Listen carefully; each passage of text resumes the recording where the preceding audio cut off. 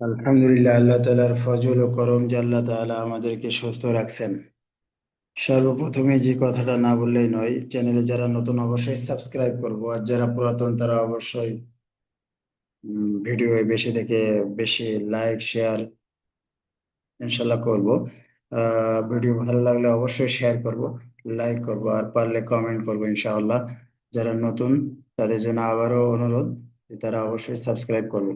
এখানে অভিযোগকারী অর্থাৎ আমাদের আজকের বিষয় হযরত মাওলানা সাদ সাহেবের ভুল কি আসলেই ভুল? অভিযোগকারীর ভাষায় মোহতারাম মাওলানা সাদ সাহেবের ভুল হচ্ছে মাদ্রাসার উস্তাদরা বেতন নেওয়ার কারণে দুনিয়াবি ধান্দায় জড়িয়ে আছে। এ কারণে দিনের খেদমতের জন্যেও তাদের কিছু সময় দেওয়া উচিত। এই কথা আর কি মাওলানা সাহেব বলছেন। উনি বলতে চাইছেন আর কি, যিনি ভুল করছেন। মোহতারাম মাওলানা বলেছেন কি না জানি না, এই কথাটা মাওলানা সাহেব বলছেন কিনা আমরা আসলে জানি না। তবে মাদ্রাসার প্রতি এবং মাদ্রাসার উস্তাদ উলামাদের প্রতি মাওলানার যে তাজিম ও তাকরিম, মহাব্বত ও আত্মিক টান, এবং মাওলানার বয়ানে উলামাদের তাজিম ও ইকরামের লাইনে যে তাকিদ ও জোর, এসব কিছু প্রমাণ করে মাওলানা স্যার সাহেব এই কথাগুলো বলেননি। বললেও এইভাবে বলেননি। তবে এই কথা সত্য, কোনো মাদ্রাসার কোনো উস্তাদ বেতন টেতন ইত্যাদি এলম ও কোরআন হাদিস শেখানোর বদলা ভাবতে ভাবতে এবং নিতে নিতে এগুলো এলমের যে বদলা নয়, বরং আটক সময়ের বদলা, এসব ভুলে গিয়ে এক ধরনের দুনিয়াবি ধান্দায় জড়িয়ে থাকতেও পারেন। এই ওনার এই ব্যাখ্যাটা সুন্দর করে বুঝলে অবশ্যই আমাদের বুঝে আসবে। আমরা একটু সুন্দর করে মনোযোগের সাথে শুনি, পারলে কয়েকবার শুনি। মাদ্রাসায় পড়ানোটা অন্যান্য দুনিয়াবি চাকরির মতো মনে করতে করতে ওই দুনিয়াবি চাকরির বিনিময় ভাবটা কারোর মধ্যে চলে আসতেও পারে। মুহতারাম মাওলানা ইসলাহ ও তরবিয়তের জন্য আল্লাহর রাস্তায় বের হওয়ার কথা তাকে বা তাদেরকে বলতেও পারেন। এটা হয়তো খুশুসি ব্যক্তির খুশুসি পরামর্শ, কিংবা খুশুসি মজলিসের খুশুসি বয়ান। এরকম বয়ান, এরকম পরামর্শ আমাদের উস্তাদ বর্গ থেকে বহুত শুনেছি। শাল দেওয়া মাদ্রাসার বহুত উলামা হযরতগণ বলে থাকেন, শাল দিয়ে আমাদের অনেক ইসলাহ হয়েছে।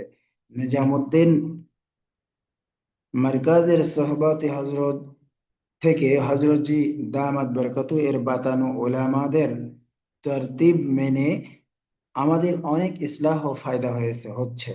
আমাদের কমতিগুলো বলে আমাদের উস্তাদগণ যদি আমাদের ইসলাহের জন্য আল্লাহর রাস্তায় বের হতে বলেন, তাহলে মোহতারাম মাওলানা বললে দোষের কি?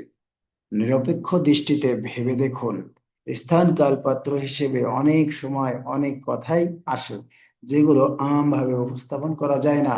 উপস্থাপন করলে যারা ওই ব্যক্তি সম্পর্কে পূর্ণ ওয়াকিফাল থাকেন তারা বিভ্রান্তির মধ্যে পড়েন না, বাকিরা বিভ্রান্তির মধ্যে পড়ে যায়। এটাই স্বাভাবিক ও বাস্তবতা।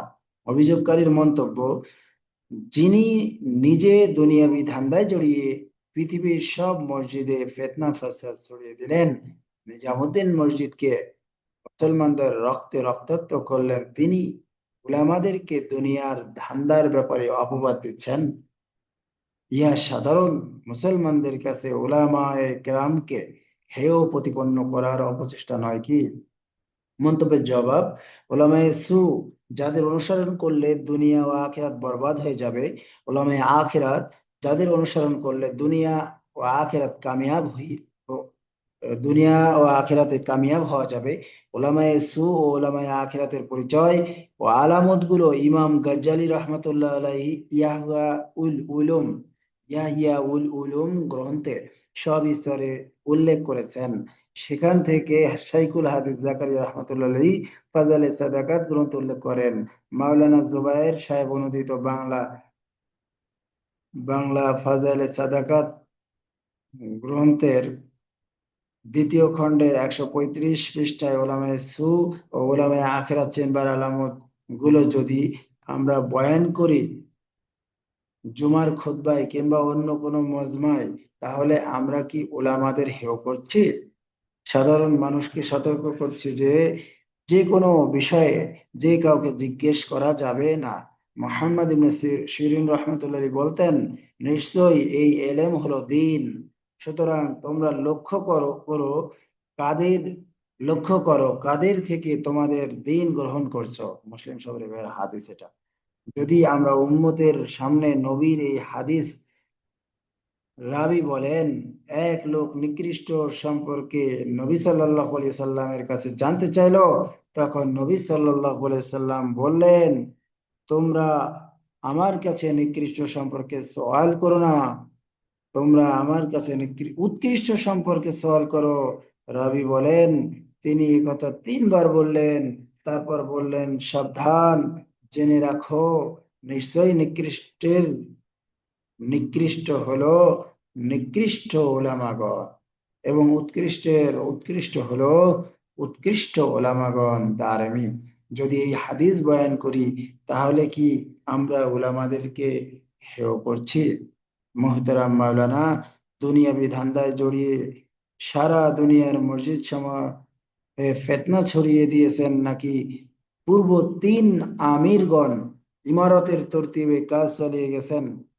ওনাদের মতো মাওলানা সাদ দামাত বরকাতু ও ইমারতের হক তরতিব জিন্দা রাখতে চাইছেন, আর কিছু মানুষ বিশৃঙ্খলা করছেন।